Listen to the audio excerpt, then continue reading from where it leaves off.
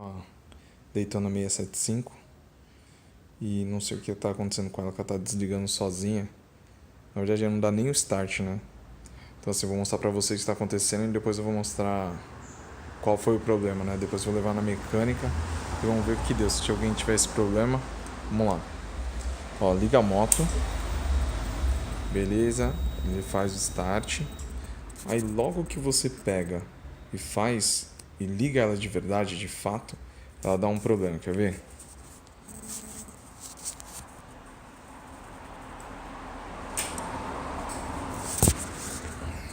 Aí ela não funciona mais. Tá vendo? Ela reinicia. Já era. Falhou. Não dá nem o start. Vamos ver o que tá acontecendo. Viu os fusíveis? Mas acho que não é ela não. Bom, um abraço.